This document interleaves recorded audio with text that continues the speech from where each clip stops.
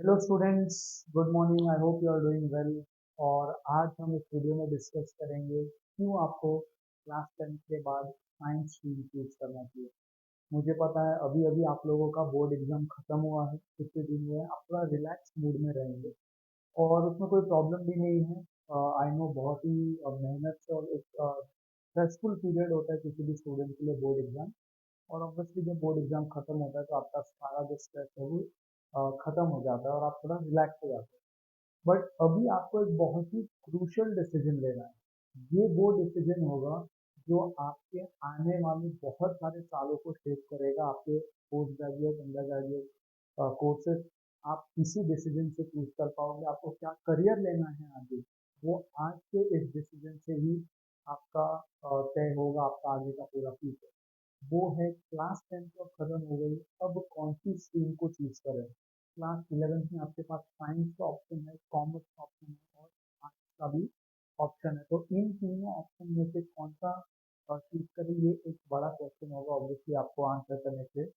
आज के वीडियो में मैं बताऊंगा कि क्यों आपको क्लास 10 के बाद साइंस स्ट्रीम चूज करना चाहिए और कैसे ये डिसीजन आपके फ्यूचर को, आपके करियर को शेप कर सकता है। और ये डिसीजन आपको बहुत ही हेल्पफुल और क्रूशियल हो सकता है। अगर आपने पहले से डिसाइड किया है कि आपने साइंस लेना है तो कोई प्रॉब्लम नहीं, बहुत अच्छी बात है। अगर आप ऑलरेडी डिसाइडेड है कि आपको कॉमर्स ही लेना है, उसमें भी कोई प्रॉब्लम नहीं है। लेकिन अगर आप कंफ्यूज हैं या आप साइंस लेना चाहते हैं लेकिन थोड़ा बहुत हेजिटेंट है, कुछ मिथ्स और फैक्ट्स है जो आप यहाँ डिस्कस करेंगे और मैं आपको कन्विंस करूंगा कुछ इंपॉर्टेंट पॉइंट्स बताकर कि साइंस 10th स्टैंडर्ड के बाद चूज करना कैसे आपके लिए बहुत अच्छा और सही डिसीजन हो सकता है। तो पहली बात तो जो कॉमन मिथ होता है या कॉमन एक थॉट प्रोसेस होता है स्टूडेंट का, बहुत डिफिकल्ट होता है। क्या मैं साइंस कर पाऊंगा, ये बहुत डिफिकल्ट कोर्स है, सिर्फ अच्छे मार्क्स वाले स्टूडेंट या इतने मार्क्स का क्राइटेरिया, ऐसा साइंस में नहीं होता। वो एक एक करके हम उसके बाद करेंगे। तो आप ये मत सोचिए कि बहुत डिफिकल्ट है या सर्टेन परसेंटेज के ऊपर वाले स्टूडेंट्स ही इसको ले सकते हैं, या ऐसा आपको सोचने की कोई भी ज़रूरत नहीं है। और ये भी एक बात बोली जाती है कि साइंस में ऑप्शंस बहुत कम है, कॉमर्स में ऑप्शंस बहुत ज़्यादा है। ऐसा नहीं है। आज के टाइम पे everything is done by using science. आप कोई भी चीज़ कर रहे हो उसके पीछे कोई ना कोई साइंस है, कोई ना कोई टेक्नोलॉजी है। 50 से ज़्यादा करियर अपॉर्चुनिटीज हैं, करियर फील्ड हैं, जो हम सारे डिस्कस करेंगे इस वीडियो के अंदर। तो सबसे पहले हम इस बात को समझ लेते हैं कि जो साइंस की हम बात कर रहे हैं साइंस है क्या। ठीक है। तो साइंस का जो बेसिक मतलब होता है, science is the study of the natural world around you. जो आप, स्पेशली मैं 11th 12th की बात कर रहा हूँ, जो आप आगे पढ़ेंगे इमीडिएट 11th 12th में, जो भी आपकी दुनिया है आसपास, जितनी भी चीजें हैं आपकी दुनिया में आसपास, वो सब कोई ना कोई साइंस के प्रोसेस को या लॉ को फॉलो करता है। ठीक है। तो जो आपके आसपास की दुनिया है, जो नेचर है, उसके स्टडी को हम साइंस बोलते हैं। ठीक है? अब इसकी जो स्टडी है वो होती है ऑब्जर्वेशन के थ्रू। और ऑब्जर्वेशन आप किससे करते हो? एक्सपेरिमेंट से। यानी कि साइंस में जो इम्पोर्टेंट पार्ट होता है, जो एक्सपेरिमेंट होता है, उस एक्सपेरिमेंट को ऑब्जर्व करके आप नेचुरल वर्ल्ड को स्टडी करते हैं। तो ये जो साइंस की पढ़ाई होती है बहुत एंगेजिंग और इंटरेस्टिंग हो जाती है अगर आप इसको प्रैक्टिकल वे में देखो, अपने आसपास की चीजों को समझने की कोशिश करो। जैसे मैं एक जनरल क्वेश्चन पूछता हूँ कि जो बारिश होती है, जो रेन ड्रॉप है, वो कितने ऊपर से गिरता है। तो वो इतने ऊपर से नीचे गिर रहा है, तो वो इतना स्लो क्यों, वो एकदम फास्ट क्यों नहीं, बुलेट जैसा क्यों नहीं गिरता रेन ड्रॉप। आप इस क्वेश्चन को समझिए, रेन ड्रॉप जो है वो आसमान से आ रहा है, क्लाउड से आ रहा है। तो इतने ऊपर से जब कोई चीज गिरती है तो ग्रेविटी उसको पुल करेगा और उसकी स्पीड बहुत ज्यादा फास्ट हो जानी चाहिए। लेकिन इस स्पीड पे आके उसकी स्पीड बढ़ना बंद हो जाती है, वो उसी कांस्टेंट स्पीड से नीचे गिरता है। ये भी बहुत इंटरेस्टिंग कॉन्सेप्ट है। तो ये सारे कॉन्सेप्ट, ऑप्टिक्स, आपका बायोलॉजी, केमिस्ट्री, फिजिक्स, ये सब जो आपका नेचुरल वर्ल्ड है, उसके स्टडी को हम साइंस। तो ये पढ़ाई बहुत एंगेजिंग और इंटरेस्टिंग हो जाता है अगर आप इसको सही ढंग से पढ़ें। अभी जो 11th और 12th में आप साइंस के स्ट्रीम को लोगे, उसमें आपके 4 मेजर सब्जेक्ट होंगे, that is physics, chemistry and maths and biology. अब कुछ स्टूडेंट्स क्या करेंगे, पीसीएम का कॉम्बिनेशन लेंगे, कुछ स्टूडेंट्स क्या करेंगे, पीसीबी का कॉम्बिनेशन लेंगे, फिजिक्स केमिस्ट्री बायो। और कुछ बच्चे होते हैं जो सारे सब्जेक्ट पढ़ते हैं, जैसे मैंने सारे सब्जेक्ट लेते हैं, फिजिक्स केमिस्ट्री मैथ्स बायोलॉजी। तो आपके पास ऑप्शन है, या तो आप पीसीएम लो, उसके साथ ऑब्वियसली इंग्लिश आएगी या दूसरे सब्जेक्ट्स आ जाएंगे, जो मेजर साइंस के सब्जेक्ट हैं। फिजिक्स केमिस्ट्री मैथ्स का एक सेट बनता है, फिजिक्स केमिस्ट्री बायोलॉजी का एक सेट बनता है, और फिजिक्स केमिस्ट्री मैथ्स बायो भी आप ले सकते हो, चारों के चारों सब्जेक्ट ले सकते हो। फिजिक्स में आप जेई का एग्जाम दो या नीट का एग्जाम दो या आगे कोई भी एग्जाम दो, फिजिक्स बहुत इंपॉर्टेंट है। अगर आप पीसीएम या पीसीबी ले रहे हो, उसमें आप अपने आसपास के वर्ल्ड को पढ़ते हुए, न्यूटनियन फिजिक्स, तो न्यूटन के लेंस से, यानी कि जो बड़े बड़े ऑब्जेक्ट्स हैं, और सिलेबस में थोड़ा बहुत आपको आइंस्टाइन का थ्योरी भी मिल जाएगा, ठीक है। बहुत ही माइक्रोस्कोपिक ऑब्जेक्ट की स्टडी भी मिल जाएगी। क्वांटम फिजिक्स में थोड़ा सा इंक्लूडेड होता है 11 12 के फिजिक्स में। केमिस्ट्री में ऑब्वियसली इनऑर्गेनिक केमिस्ट्री होता है, ऑर्गेनिक केमिस्ट्री होता है, और physical chemistry. Inorganic chemistry basically periodic table, उनके एलिमेंट्स का स्टडी, पूरे पीरियोडिक टेबल में क्या ट्रेंड चल रहा है, उन्हीं एलिमेंट्स का, उनकी प्रॉपर्टीज का। ऑर्गेनिक केमिस्ट्री जो होता है वो पूरा का पूरा आपका रिएक्शन बेस्ड होता है, और वो भी बहुत इंटरेस्टिंग है, बहुत अच्छे एप्लीकेशन और एक्सेप्शंस आते हैं जिनको आपको समझना है। मैथमेटिक्स तो आप पढ़ते ही आ रहे हैं, उसमें बहुत ज़्यादा बताने की जरूरत नहीं, प्रोबेबिलिटी पढ़ेंगे आप, लीनियर अलजेब्रा, कैलकुलस पढ़ेंगे, कैलकुलस बहुत ही इंटरेस्टिंग टॉपिक है। लीनियर अलजेब्रा पढ़ेंगे, प्रोबेबिलिटी स्टैटिस्टिक्स पढ़ेंगे, ग्राफ वगैरह पढ़ेंगे। तो मैथ्स होता है। बायोलॉजी में ऑब्वियसली आपका दो सब्जेक्ट आ जाते हैं, जूलॉजी और बॉटनी है, पढ़ाई एक ही साथ जाता है, खाली अलग अलग चैप्टर्स, कुछ को जूल बोल देते हैं, कुछ को बॉटनी बोल देते हैं। तो ये आपके जो चार मेजर सब्जेक्ट हैं, ये आपके साइंस स्ट्रीम को बनाते हैं। अब आपको पीसीएम लेना है, पीसीबी लेना है, पीसीएमबी लेना है, वो डिपेंड करता है आप करना क्या चाहते हैं, जो हम अभी डिस्कस करेंगे। लेट से आपने, थोड़ा सा जगह खाली कर देता हूँ, लेट से आपने पीसी एम लिया है इनिशियली, आपका सब्जेक्ट है फिजिक्स केमिस्ट्री मैथ। अब ये जो सब्जेक्ट का सेट है, ये यूजुअली इंजीनियरिंग के एस्पिरेंट्स लेते हैं, जो जेई का एग्जाम देना चाहते हैं, एमएससी सीटी का एग्जाम देना चाहते हैं, वो आईआईटी जाना चाहते हैं, इंजीनियरिंग करना चाहते हैं, वो लेते हैं फिजिक्स केमिस्ट्री मैथमेटिक्स। अब इसमें आप क्या क्या कर सकते हो, सबसे सिंपल तो करियर ऑप्शन है इंजीनियर बनने की, मतलब simple in the sense straight forward. अक्सर स्टूडेंट्स इंजीनियर बनने के लिए पीसीएम लेते हैं। इंजीनियर जब मैं बोल रहा हूँ तो इसमें बहुत सारे इंजीनियरिंग हो गए हैं आज के टाइम पे। सबसे फेमस जो अभी चल रहा है दैट इज कंप्यूटर साइंस, फिर आईटी, ठीक है, आईटी इंजीनियर बनना, उसके बाद एआई इंजीनियर बनना, एआई डीएस करके कोर्स आ गया, artificial intelligence and data science. AI ML का भी कोर्स आ गया, artificial intelligence and machine learning. तो आपने आजकल आर्टिफिशियल इंटेलिजेंस बहुत सुना होगा, राइट। तो वो सारा चीज़ है ना, आपको साइंस लेके ही मिलेगा। अगर आपको आर्टिफिशियल इंटेलिजेंस में काम करना आप सुन रहे हो, उसके बाद में आप इंटरेस्टेड हो, तो ऑब्वियसली आपको साइंस ही चूज करना पड़ेगा। आप कॉमर्स आर्ट्स लेकर एआई के इंजीनियर या एआई नहीं पढ़ सकते। उसके बाद सिविल इंजीनियरिंग हो गया, मैकेनिकल इंजीनियरिंग हो गया, फिर इलेक्ट्रिकल इंजीनियरिंग हो गया, फिर इलेक्ट्रॉनिक्स इंजीनियरिंग हो गया, फिर इलेक्ट्रॉनिक्स एंड टेलीकम्युनिकेशन इंजीनियरिंग हो गया। तो ये सारे इंजीनियरिंग है, electrical electronics one of the toughest engineering, but again very very very interesting.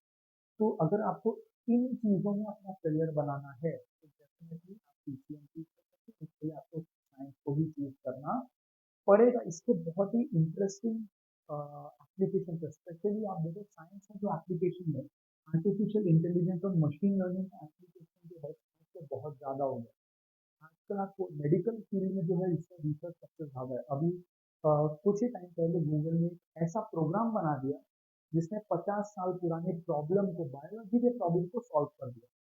यानी कि वो ऐसे इंजीनियर थे जिनको बायोलॉजी भी आता था और पीसीएम भी आता था, वो कंप्यूटर साइंस इंजीनियर भी थे, उनको बायोलॉजी भी आता था, और उन्होंने मिलकर एक 50 ईयर ओल्ड प्रॉब्लम को सॉल्व किया, जो वैक्सीन बनाने में आगे हमको मदद करेगा। तो जो एआई के एप्लीकेशंस है मेडिकल डोमेन में वो बहुत इंटरेस्टिंग है और वो टाइम के साथ बहुत तेजी से ग्रो हो रहे हैं। एक ऑप्शन तो होता है आपके पास कि आप इंजीनियर बन जाए, उसके अलावा एक ऑप्शन होता है डेटा एनालिस्ट बनने का या डेटा साइंटिस्ट बनने का। डेटा एनालिस्ट बन सकते हो आप, डेटा साइंटिस्ट बन सकते हो। अगेन वो एआईडीएस एआईएमएल का ही सिमिलर सबसेट है। तो कोई डेटा एनालिस्ट बन के बाद में एमएल इंजीनियर बन सकता है। डेटा साइंस मतलब एक बड़ा अम्ब्रेला टर्म, इसमें बहुत सारी चीजें आती है, अभी मैं उसके डिटेल में नहीं जाऊंगा। बट ये सारे जो टर्म्स अगर आपने सुना है, आपको इंटरेस्ट है इसमें, तो डेफिनेटली आप पीसीएम लेके साइंस लेके इसमें आगे बढ़ सकते हो। उसके अलावा आप क्या कर सकते हो, एस्ट्रोनॉट बन सकते हो। अभी हमने न्यूज में देखा कि सुनीता विलियम जो है वो 9 महीने से इंटरनेशनल स्पेस स्टेशन में थी। उसके बाद अभी उन्होंने वापस अर्थ पे लैंडिंग किया। तो आप एस्ट्रोनॉट बन सकते हो, स्पेस साइंस में जा सकते हो, स्पेस टेक्नोलॉजी में जा सकते हो। जिसको हम बोलते हैं वो फिजिक्स का एस्ट्रोफिजिक्स बोलते हैं। एस्ट्रोफिजिक्स की पढ़ाई कर सकते हो। इसकी जो बेस्ट एग्जाम्पल्स है वो है आईएसआरओ या इसरो या नासा, यूरोपियन स्पेस एजेंसी भी है, चाइनीज स्पेस एजेंसी भी है और रशियन स्पेस एजेंसी भी है, काफी अच्छा कर रहे हैं। तो अगर आपको ये पढ़ाई में दिलचस्पी है, एस्ट्रोफिजिक्स बनना है, एस्ट्रोनॉट बनना है, स्पेस साइंस में जाना है, तो भी साइंस ही आपका सही रास्ता है। इसरो में बहुत ही इंटरेस्टिंग आपने सुना होगा कि इसरो की जब शुरुआत हुई थी तो जो missile man of India APJ Abdul Kalam और बाकी साइंटिस्ट, उन्होंने साइकिल के पार्ट्स लेके गया था और पहला उन्होंने जो है सैटेलाइट लॉन्च किया था। वहां से लेके अब देखो हमने चंद्रयान भी सक्सेसफुली लॉन्च किया। तो बहुत रैपिड डेवलपमेंट हो रहा है, उसमें बहुत ज्यादा रिसर्च भी हो रहा है। तो अच्छे एस्ट्रोफिजिक्स जानने वाले अच्छे एस्ट्रोनॉट की भी जरूरत है इंडिया में। तो ये भी एक बहुत अच्छा करियर ऑप्शन हो सकता है। उसके बाद ऑब्वियसली आप पायलट बन सकते हो, और पायलट बनने के लिए फिजिक्स का नॉलेज सबसे इम्पोर्टेंट है, क्योंकि जो पूरा एयरक्राफ्ट है वो फिजिक्स के लॉ से ही चलता है। तो आप पायलट बन सकते हो। उसके अलावा आप आर्किटेक्ट भी बन सकते हो। ये भी एक बहुत ही इंटरेस्टिंग और इम्पोर्टेंट करियर प्रॉस्पेक्ट है आर्किटेक्ट का। और ऑब्वियसली आप डिफेंस सर्विसेज में भी जा सकते हो साइंस को लेकर। अगर आपको डिफेंस में जाना है तो भी आपको साइंस लेना पड़ेगा। तो ये वो सारे करियर ऑप्शन है जो आपको पीसीएम लेकर, स्पेसिफिकली पीसीएम लेकर आसानी से परस्यू कर सकते हो। आसानी इन द सेंस आप एलिजिबल होगे इनको परस्यू करने के लिए। ऑब्वियसली आपको हार्डवर्क लगेगा।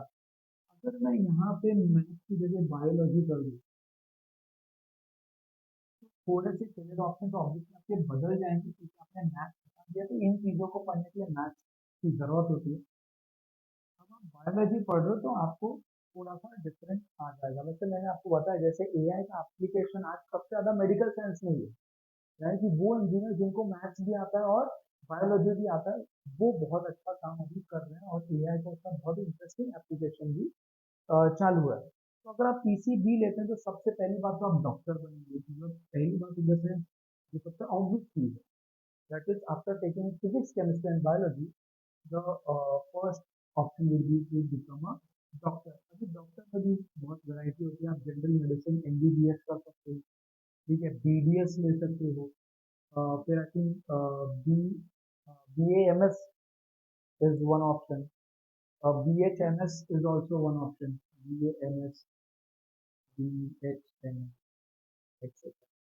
तो बेसिकली आप जनरल मेडिसिन ले लो, डेंटिस्ट का बीडीएस कर लो, या आयुर्वेदिक डॉक्टर बन सकते हो। तो बहुत सारे ऑप्शन होते हैं। आप वेटरन डॉक्टर यानी कि पेट एनिमल भी, एनिमल के भी डॉक्टर बन सकते हो। तो जो फिजिक्स केमिस्ट्री बायोलॉजी है उसका जो फर्स्ट प्रेफरेंस होता है स्टूडेंट का, that is to become a doctor. इसके लिए ऑब्वियसली आपको इन सब के लिए नीट एग्जाम क्रैक करना पड़ेगा या अपियर करना पड़ेगा। ओके। उसके अलावा जो बहुत ही इंटरेस्टिंग भी है, एक बायोटेक्नोलॉजी में भी आजकल बहुत रिसर्च होता है। ऑब्वियसली ये टेक्नोलॉजी और बायोलॉजी का मिलन है, बायोटेक इसको बोलते हैं। बायोटेक में आप इसमें करियर बना सकते हो अच्छे से, काफ़ी इंटरेस्टिंग करियर फील्ड ये भी होता है। और उसके साथ साथ माइक्रो बायोलॉजी में आप स्टडी कर सकते हो, रिसर्च कर सकते हो। ये रिसर्च के आर टीम भी होते हैं कंपनी के, और उनके टॉपिक ज़्यादा होते हैं। माइक्रोबायोलॉजी के बाद ऑब्वियसली आप जेनेटिक्स पढ़ सकते हो। तो जो वैक्सीन का मैं बता रहा था, एआई ने वैक्सीन बनाने का जो प्रॉब्लम है उसको जो सॉल्व किया था, उसमें जेनेटिक्स का ऑब्वियसली बहुत बड़ा रोल था, क्योंकि जब हम वैक्सीन बनाते हैं आपको ह्यूमन के जीन को समझना पड़ेगा। तो आप डॉक्टर, बायोटेक, माइक्रोबायोलॉजी, जेनेटिक्स ये सब तो ले ही सकते हो, उसके साथ साथ जो एक बहुत बड़ी इंडस्ट्री आज दुनिया की फार्मा इंडस्ट्री में भी आप घुस सकते हो। सबसे ज़्यादा पैसा बनाने वाली जो इंडस्ट्री आज वर्ल्ड में, one of the, that is pharmacy. आप फार्मेसी में भी जा सकते हो, और बहुत लोग न्यूरो साइंस में भी जाते हैं। ऑब्वियसली न्यूरो मतलब ब्रेन, और साइंस मतलब ब्रेन का साइंस। तो ब्रेन के डॉक्टर्स या न्यूरो साइंटिस्ट, साइकोलॉजिस्ट जो ब्रेन को समझते हैं ह्यूमन के, आप उसकी भी स्टडी कर सकते हो। न्यूट्रिशनलिस्ट भी बन सकते हो आप, न्यूट्रिशनिस्ट। वो भी एक बहुत ही अच्छा ऑप्शन है, क्योंकि आजकल आप देखो लोग बहुत हेल्थ कॉन्शियस हो गए, डाइट कॉन्शियस हो गए, तो न्यूट्रिशन की जरूरत लोगों को पड़ती है। उसके बाद जो आता है, आपने टीवी वगैरह में देखा होगा, forensic science, very interesting again. आप आपने देखा होगा कोई भी केस सॉल्व करने के लिए पुलिस बोलते हैं कि इसको फॉरेंसिक डिपार्टमेंट में भेज दो, इस बॉडी का पोस्टमार्टम रिपोर्ट लाओ। तो वो सारा का सारा काम जो हो रहा है वो फॉरेंसिक साइंस कर रहा है। उसके लिए भी आपको साइंस लेना पड़ेगा, और फिजिक्स, केमिस्ट्री, बायोलॉजी आपको पढ़नी पड़ेगी। उसके अलावा अगर आप पीसीएमबी लेते हो, ठीक है, मान लो ये तो पीसीबी के हो गए, आपने बोला सर मैंने पीसीएमबी ले लिया, कोई बात नहीं, ये भी एक अच्छा डिसीजन है। इसमें आपके सारे ऑप्शन खुले, जो मैंने पीसीएम में बताया और अभी जो पीसीबी में बताया। इनफैक्ट जब आप पीसीएमबी लेते हो तो आपको ज्यादा, जैसे कुछ लोग कहते हैं कि ज्यादा साइंस का नॉलेज आ रहा है, क्योंकि आप कंप्लीट साइंस को आप पढ़ रहे हो। खैर अपने अपने डिसीजन है, वो स्टूडेंट चाहे तो वो पीसीएम ले, पीसीबी ले, या पीसीएमबी भी वो ले सकता है। तो उसमें सारे करियर ऑप्शन कंबाइन हो जाते हैं, और थोड़ा सा रिसर्च का आपका जो आगे अगर कोई प्लान है तो वो बढ़ जाता है, क्योंकि आपने साइंस को ज्यादा अच्छे तरीके से पढ़ा है। इसके अलावा जैसे साइबर सिक्योरिटी है, ये भी फील्ड में है, ये भी आप साइंस से परस्यू कर सकते हैं। एथिकल हैकिंग, ये आप परस्यू कर सकते हो। एआई परस्यू कर सकते हो, रोबोटिक्स परस्यू कर सकते हो। ये सब और सब सिर्फ साइंस से ही आप परस्यू कर सकते हो। कॉमर्स या आर्ट्स लेके इन चीजों पे आप हाथ नहीं लगा सकते, क्योंकि इसके लिए स्ट्रॉन्ग साइंस के फंडामेंटल, मतलब कोई एआई या रोबोटिक्स बिना मैथमेटिक्स पढ़े, बिना फिजिक्स केमिस्ट्री पढ़े नहीं कर सकते। फिजिक्स और मैथमेटिक्स स्पेशली इन फील्ड में ज्यादा आ जाए, राइट। तो ये सारे, एक तो मैं आपको करियर ऑप्शंस बता रहा हूँ कि आप ये ना सोचो कि बहुत लिमिटेड है साइंस, ऐसा नहीं है।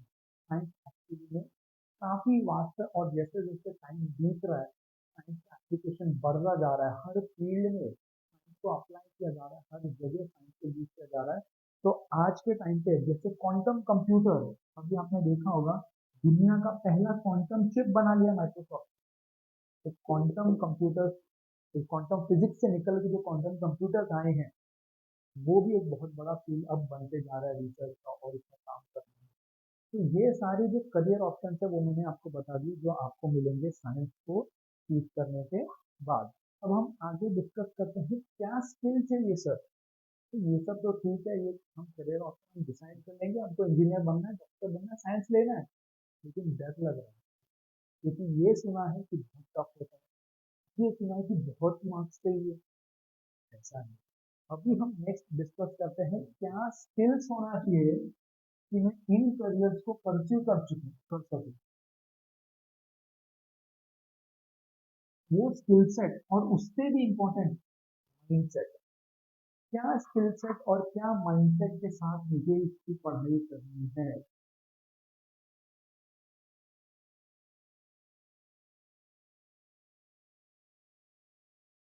ये इम्पोर्टेंट। क्या स्किल सेट हो, क्या माइंडसेट हो कि मैं ये कर सकूं। सबसे पहला जो है that is logical.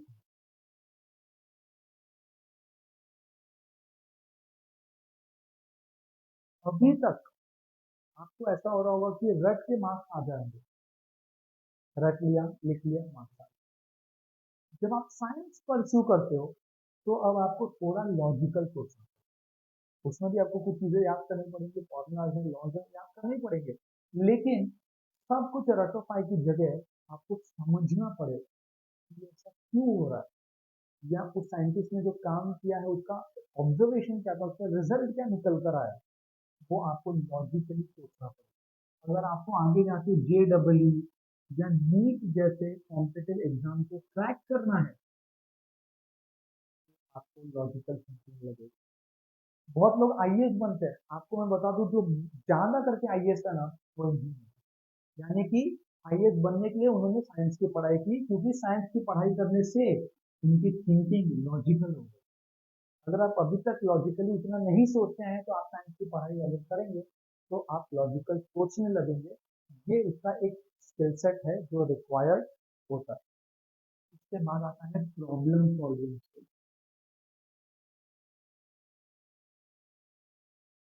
Problem solving, ठीक है। ये जो प्रॉब्लम सॉल्विंग स्किल है, ये यूजुअली मैथमेटिक्स से आता है। तो आपने 10 तक तो मैथ्स पढ़ा ही है, अगर आप प्रॉब्लम्स को सॉल्व करते आ रहे हैं, अगर आपके पास ऐसा माइंडसेट है जो हमेशा प्रॉब्लम को सॉल्व करने के बारे में सोचे। आप सोचो, आप सुबह उठते हो, रात को सोने जाते हो, उस दौरान पूरे दिन में कितने प्रॉब्लम्स आप यूजुअली फेस करते हो। अगर आप हर प्रॉब्लम को ऐसे माइंडसेट से देखो कि क्या मैं साइंस का यूज करके इसको सॉल्व कर सकता हूँ, क्या मैं टेक्नोलॉजी का यूज करके इस प्रॉब्लम को सॉल्व कर सकता हूँ, वो माइंडसेट, वो स्किल सेट आपको बहुत मदद करेगा आगे की पढ़ाई। ये भी एक इसका इम्पोर्टेंट। इसके बाद जो आता है वो है क्रिएटिविटी। हम साइंस में एक्सपेरिमेंट रिपीट करते हैं सीखने के लिए। जब आप सीख गए, उसके बाद आपको क्रिएटिव होना पड़ेगा। एक प्रॉब्लम को सॉल्व करने के कई तरीके होते हैं। जब आप जेई का एग्जाम दे रहे हो, आपका 2 मिनट का टाइम है ऑन एन एवरेज एक क्वेश्चन को पढ़ के उसको अटेम्प्ट करके मार्क्स करने में। उस 2 मिनट में आपको थोड़ा क्रिएटिव होना पड़ेगा, प्रॉब्लम को समझ के कि इसको मैं कौन से तरीके से सॉल्व करूँ।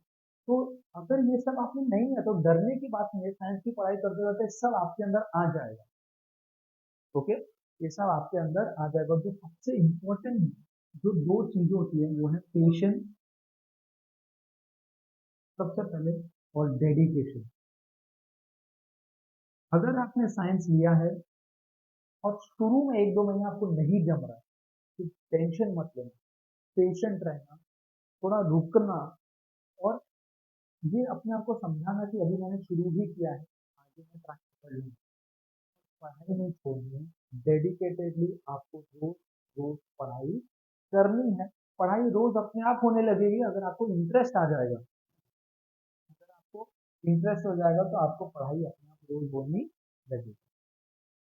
ठीक है, तो ये जो माइंडसेट से आप आएंगे कि मुझे अपने आप को लॉजिकली अप्लाई करना है, क्रिएटिव रहना है, डिसिप्लिन रहना है, तो आप साइंस में अच्छा कर जाएंगे। ये मैं आपको यहाँ पर बता सकता हूँ। अब कुछ मिथ है जिसको मैं बस्ट कर देता हूँ। जैसे सबसे पहला मिथ है कि साइंस बहुत मुश्किल है। साइंस बहुत मुश्किल नहीं है। अगर आप लॉजिकली सोचे, कॉन्सेप्ट ड्रिवन है साइंस। आपने अभी तक रटा मारा है, इसके लिए शायद आपको डिफिकल्ट सुनने में आ रहा है। कॉन्सेप्ट आप समझ गए, अप्लाई कर लिया, science is very interesting, not difficult. Difficult is the wrong word, science is not difficult, science is very interesting. Interesting is the right word. तो जो पहला मिथ है बहुत डिफिकल्ट है, इसको तोड़ दो। फैक्ट है कि साइंस बहुत इंटरेस्टिंग और बहुत रिवॉर्डिंग है। अगर आपको साइंस में इंटरेस्ट आ गया, तो आपको इतने रिवॉर्ड्स मिलेंगे लाइफ में कि वो और कोई भी करियर पाथ आपको नहीं दे पाएगा। जो दूसरा बहुत बड़ा मिथ है कि साइंस सिर्फ डॉक्टर इंजीनियर्स के लिए, ऐसा नहीं। मैंने आपको अभी गिना दिया, बहुत सारी चीजें हैं जो आप कर सकते हो। डॉक्टर इंजीनियर बनना भी बहुत अच्छी बात है, बहुत नोबल काम है, सोसाइटी के लिए बहुत बड़ी सर्विस, आपके लिए, आपके पेरेंट्स के लिए भी बहुत बड़ी सर्विस है। तो वो करना बहुत अच्छी बात है। इसके अलावा भी बहुत ऑप्शन है, रिसर्च है, टेक्नोलॉजी है, रिसर्च साइंस है, आप उसमें भी जाकर अपना करियर परस्यू कर सकते हैं और अपने करियर को बना सकते हैं। जो तीसरा मिथ है, आखिरी मिथ, वो है अगर स्कोर कम आया ना तो मैं साइंस नहीं ले सकता। ऐसा कुछ नहीं, ऐसा कुछ नहीं है। आपके नंबर अभी तक खराब आए, हो सकता है आपको ऐसा कोई टीचर ना मिला हो जिसने आपको अच्छे ढंग से पढ़ाया। सही टीचर के साथ, सही गाइडेंस के साथ, सही बुक्स के साथ, science would be very good for your. तो जो साइंस स्ट्रीम क्यों लेना चाहिए वो सब मैंने आपको डिस्कस कर लिया है। आगे आप क्या कर सकते हो, जो मिथ्स हैं वो भी मैंने आपके लिए बर्स्ट कर दिए हैं। तो आपको इन बातों को ख्याल रखना चाहिए और आप डेफिनेटली साइंस स्ट्रीम चूज करें। ठीक है, वो आपके लिए अच्छा होगा, अच्छा करियर भी बनेगा आपका उसके अंदर। तो आप अगर कोई सेकंड थॉट में है तो आप इस वीडियो को, आई होप क्लियर हो गया होगा आपके सारे डाउट्स। अगर आपको ये वीडियो पसंद आए तो इसको लाइक करिए, अपने फ्रेंड्स के साथ शेयर करिए जिन्होंने अभी अभी 10th का एग्जाम दिया और वो कंफ्यूज है, उनके साथ शेयर करिए, उनके साथ डिस्कस करिए, चैनल को सब्सक्राइब करिए। नेक्स्ट वीडियो में मैं आपको बताऊंगा कि कैसे हम आईएलटीएस क्लासेस के अंदर क्या काम कर रहे हैं कि आपकी साइंस की जर्नी सिर्फ आसान और इंटरेस्टिंग ही ना हो बट फ्रूटफुल और रिजल्टफुल भी। Thank you very much for watching this.